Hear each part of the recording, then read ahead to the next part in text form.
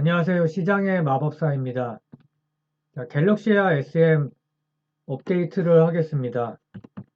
오늘 급락을 했는데요. 52주 신고가 경신 후에 장대 음봉 급락을 기록을 했습니다.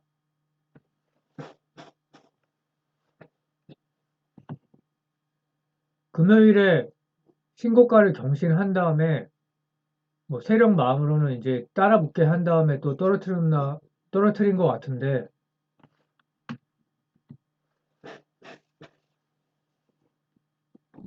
제가 결론부터 말씀을 드리면 STO라는 게 강력한 정책 테마고, 그리고 또 글로벌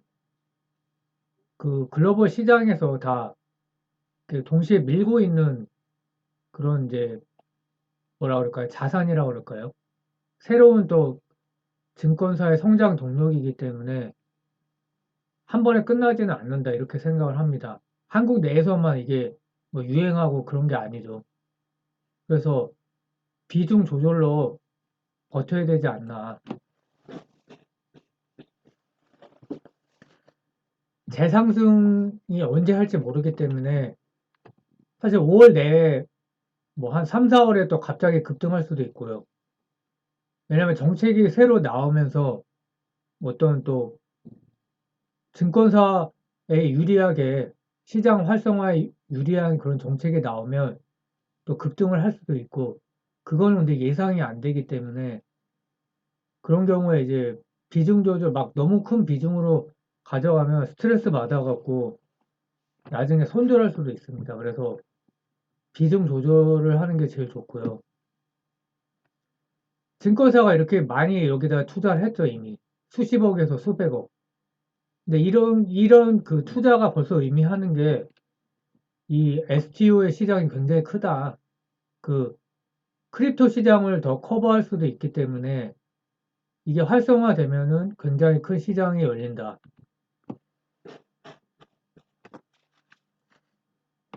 그래서 갤럭시아 머니트리가 적극적 STO를 계획한다고 지난번에 발표했죠. 이때 썼던 내용인데 카루도라는 스탁 업체와 플랫폼을 구축을 했고 그 갤럭시아 넥스트라는 회사가 하는 거죠. 그래서 공식적으로 이제 코멘트를 한 겁니다. 그때 STO 신사업에 본격적으로 시동을 건다는 전략이다.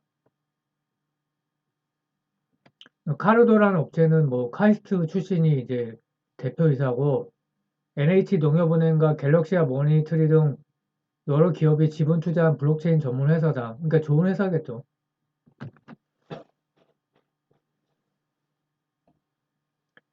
주가가 그럼 왜 급락을 했냐?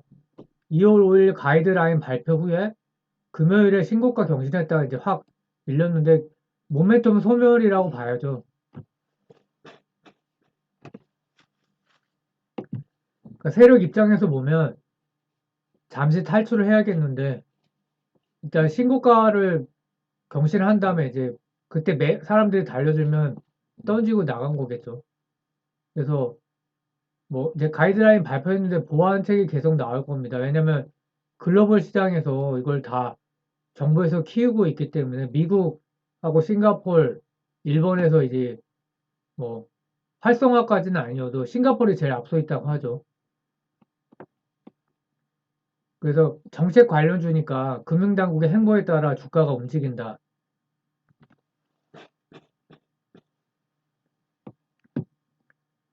그래서 가이드라인에 실망한 게 뭐냐면 STO 발행 유통의 분리를 결정한 거죠.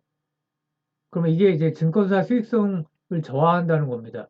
투자 비용이 최소 수십억에서 수백억인데 그 A증권사가 B회사의 STO를 발행한 경우 자사 플랫폼의 B회사의 STO를 유통하지 못하는 것이다. 그러니까 이게 이제 수익성에 도움이 안 되는 거죠. 그래서 증권사들이 원래 조각 투자를 자기네가 이제 개발했던 거를 STO로 전환해서 그 자사 거래소 플랫폼에서 거래할 수 있도록 수수료를 이제 수익을 얻는 거죠. 근데 발행과 유통을 분리한다면 중개인 없이 발행과 유통이 동시에 가능한 블록체인 기술의 핵심 이점이 사라지는 것이다. 증권사 입장에서는 이런 거죠. 근데 이제 금융당국 의도는 소비자 보호죠. 그래서 이거는 사실 사고를 많이 쳤기 때문에 증권사 그 요금만 수용할 수는 없는 게 맞고요. 근데 이제 또 문제가 STO 발행과 유통을 분리하면 고객들이 회사별로 회원가입을 여러 번 해야 하는 등 소비자 불편이 예상된다. 현재 상태로는 토큰 증권 시장이 대중화 활성화되기는 어렵다. 현재 그 가이드라인으로 보면 증권사는 그 토큰의 유통 계좌 관리를 주로 담당한다. 그러니까 매매 수수료 수익 정도를 기대할 수 있지만 발행이 안 되니까요. 그러니까 발행이 IPO 같은 거죠. 그래서 이것도 현실적으로 내년이나 가능할 거다.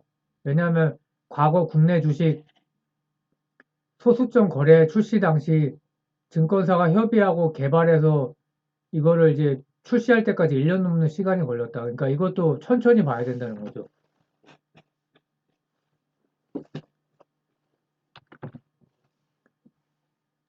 그러니까 제일 큰 거는 이거죠. 루나 사태. 루나뿐만이 아니라 위믹스도 그렇고 또 한컴에서 발행한 코인도 있었죠.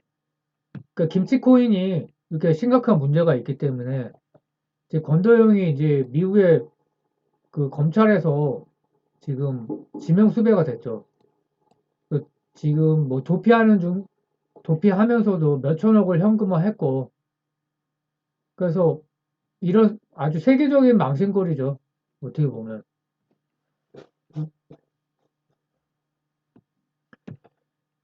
큰 것만 이러니까 다른 뭐 한컴 코인이나 이런 거는 지금 뭐 얼마나 조사하고 있는지도 모르겠어요. 그래서 STO가 특정한 플랫폼이 발행과 유통을 동시에 한다 그러면 사기치기가 딱 좋죠. 지금 크립토 시장에서도 그 주식으로 치면 유상증자 이런 게 공시사항이 아니었던 겁니다. 그래서 단계적인 추진을 할 수밖에 없다. 안정적인 도입을 추진하겠다. 그래서 토큰 증권의 장점과 투자자 보호의 균형을 목표로 하고 있다.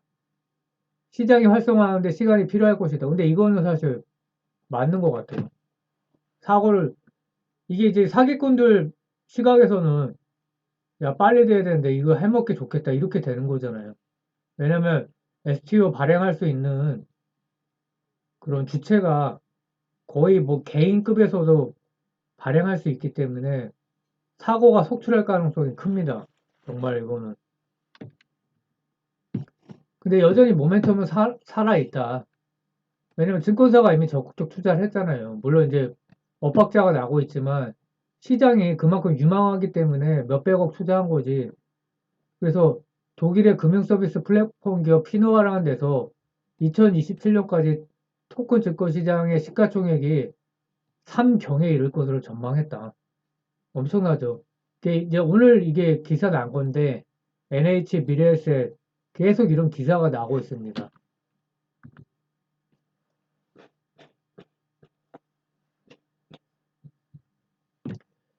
그 증권사가 뭐 전향적 행보다 리테일이 강한 회사가 일단 유리하기 때문에 키움, SK, 뭐 KB, 신한 투자증권 다 이제 적극적이고 그래서 뭐 시장이 당연히 뭐 유망한 거야 이제 뭐 확실하고요.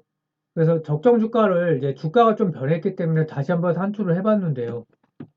자, 갤럭시아 SM 기업 가치를 400억으로 봤고요. PER 10을 적용한 거죠. 작년에 순이익이 40억을 가정을 해갖고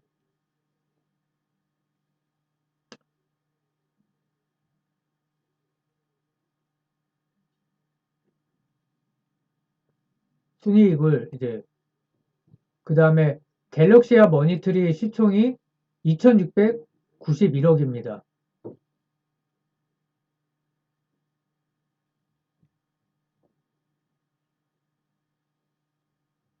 그러면 지분 가치가 1471억입니다. 지분율을 54.65%를 곱하면 그러니까 여기서 근데 할인을 해야겠죠. 기업가치 400억에 지분가치 더한 다음에 20% 할인을 하면 시총이 1,500억 정도 된다. 근데 현재 시총이 959억이다. 그러면 주가를 치면 5,432원까지. 그러니까 현재 주가가 3,480원이니까 상승 여력이 56.1% 있다. 그러니까 갤럭시와 머니터리 주가가 계속 더 올라가면은 당연히 이제 더 상승 여력이 커지는 거고요. 그래서 정책 테마이기 때문에 계속 관심을 둘 필요가 있다. 이렇게 생각을 합니다. 예, 감사합니다.